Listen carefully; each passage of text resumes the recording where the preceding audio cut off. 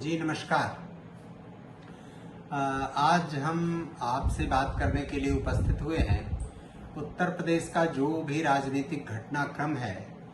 और उस घटनाक्रम में जो भी बातें उत्तर प्रदेश के मुख्यमंत्री जी, उत्तर प्रदेश के उप मुख्यमंत्री केशव प्रसाद मौर्य जी और ब्रजेश पाठक जी को लेकर अनेक प्रकार की चर्चा की जा रही है। और उसी चर्चा के दौरान लोकसभा में नेता प्रतिपक्ष उत्तर प्रदेश सदन अखिलेश यादव जी अब लोकसभा के सदस्य हो गए और लोकसभा के सदस्य होने के नाते अपनी पार्टी के संसदीय दल के नेता भी हैं। इसलिए उत्तर प्रदेश विधान सभा में नेता प्रतिपक्ष का उन्होंने पद रिक्त किया और वह पद रिक्त किया तो लोगों को, विशेषकर समाजवादी पार्टी के लोगों को, और समाजवादी पार्टी ही नहीं बल्कि विपक्ष के लोगों को भी ये प्रतीत हो रहा था, ये लोग विश्वास कर रहे थे कि यह पद वे अपने चाचा शिवपाल सिंह यादव जी को देंगे। शिवपाल जी को भी यह भरोसा था, यह विश्वास था कि वो पद मुझे ही मिलना चाहिए। नेताजी के बहुत प्रिय हैं, केवल भाई ही नहीं बल्कि एक ऐसे अभिन्न सहयोगी और एक ऐसे अनुगामी उनके थे कि जिस पर 100% वो भरोसा करते थे। और स्वयं नेताजी यह बात बार बार कहते थे, जो उनसे मिलने जुलने वाले रहते थे, ये शिवपाल ही है जो मैं नेता बनाने में उसकी बड़ी भूमिका है। जहां मेरा कार्यक्रम लगता था, एक दिन पहले ही ये सीढ़ी लेकर, गोंद लेकर, पोस्टर बैनर लेकर रात रात भर ये घूम के चिपकाते थे अपने मित्रों के साथ, अपने साथियों के साथ, और अगले दिन जाकर हम कार्यक्रम करते थे। उनके प्रति बड़ा अनुराग का भाव था शिवपाल जी के लिए और सच्चे अर्थों में वो उनको अपना छोटा भाई जैसा स्नेह और दुलार भी देते थे। वो चाहते थे कि उनकी परिस्थिति आगे बढ़े और वो अच्छी पोजीशन राजनीति में हासिल करें। लेकिन जहां तक उत्तराधिकार का प्रश्न है और पुत्र मोह का प्रश्न है, वो भी उनके ऊपर हावी था और उस जितना हावी नहीं था उससे आगे बढ़कर अखिलेश यादव जी ने उसको छीन लिया, एक तरह से प्राप्त कर लिया। बहुत सारे लोगों ने सार्वजनिक रूप से मंच पर या कहीं भी इस चीजों को देखा है। अखिलेश जी यद्यपि पढ़े लिखे व्यक्ति हैं, योग्य हैं, उनसे इस तरह की उम्मीद नहीं थी, लेकिन शायद उनके मन में यह भय था कि कहीं अपने रहते रहते ही नेताजी यह अधिकार और यह चीज अपने दूसरे बेटे प्रतीक यादव जी या चाचा जी को न सौंप दें और ऐसी स्थिति आई तो उनके सामने मैं कुछ कर नहीं पाऊंगा।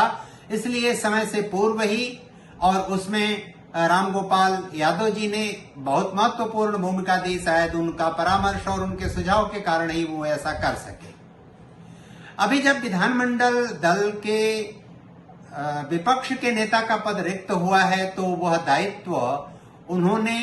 माता प्रसाद पांडे जी को दिया है। यह भी लोग जानते हैं और केवल समाजवादी पार्टी के लोग नहीं बल्कि बाहर की पार्टियों के लोग भी जानते हैं कि मुलायम सिंह यादव जी के अनन्यतम सहयोगी, जो उनके समकक्ष या उनकी उम्र में थोड़े छोटे थे,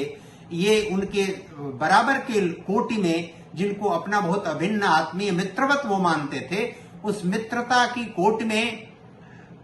जनेश्वर मिश्र जी क्रमांक 1 पर थे।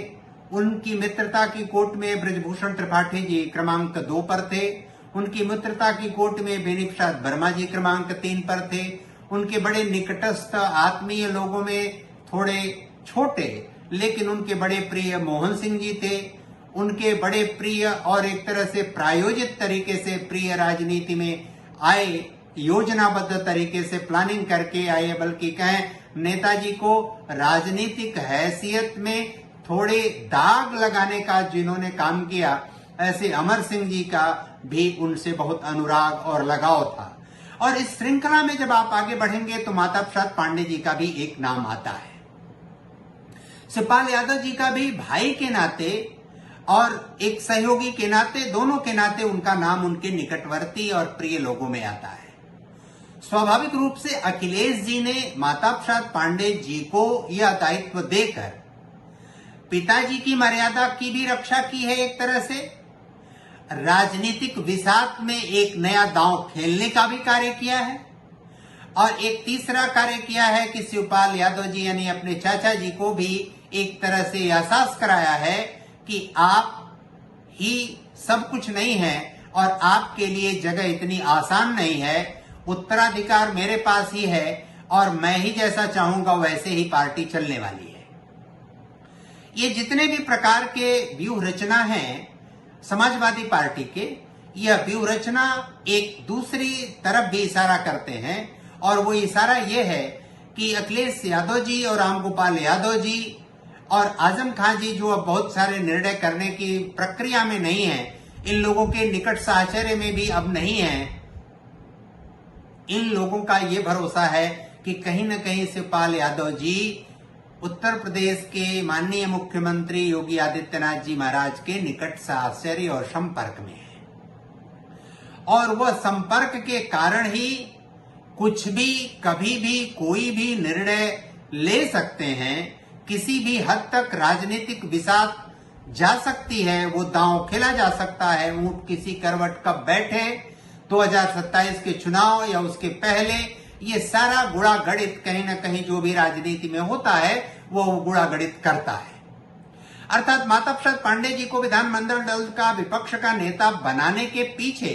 अगर आप विचार करें तो कुल 5 प्रकार के कारण हैं। एक तो शिवपाल यादव जी को नहीं बनाना था, दूसरा शिवपाल यादव जी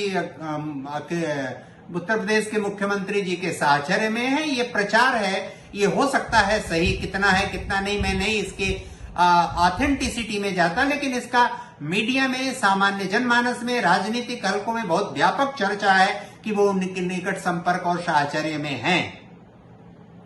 एक तीसरी बात है कि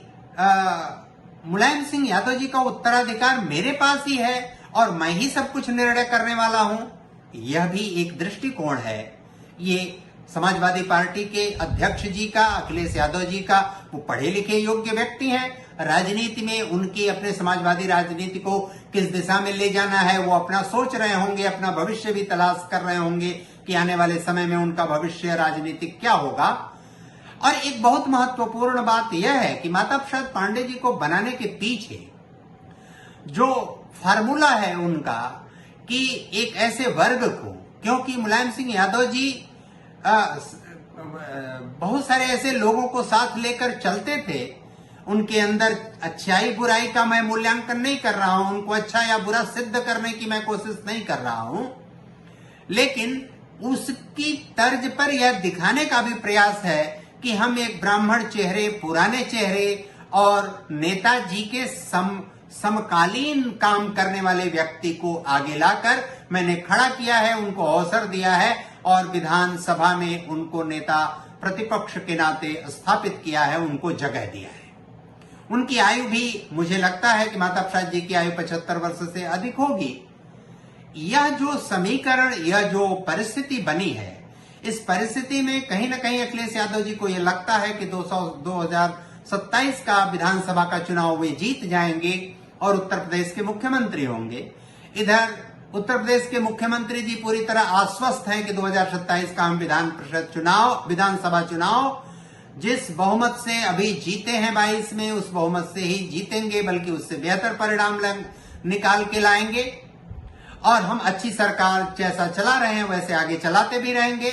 उत्तर प्रदेश के मुख्यमंत्री जी को जैसा प्रतिध्वनित होता है, यह भी विश्वास है कि हमारी पार्टी में जो गतिरोध या मतभेद दिखाई पड़ रहा है या प्रचार किया जा रहा है, वो गतिरोध और मतभेद भी हम समाप्त करने में काफी हद तक सफल होंगे और वो गतिरोध और मतभेद अंततः रहेगा नहीं, उसको हम सुलझा लेंगे, मिल बैठकर सामंजस्य स्थापित कर लेंगे।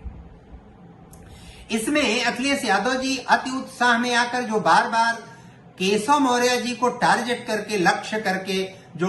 ऑफर है ये बात कह रहे हैं, वह ऑफर कहीं न कहीं इस तरह का वक्तव्य देना उनके लिए अच्छा संकेत नहीं है।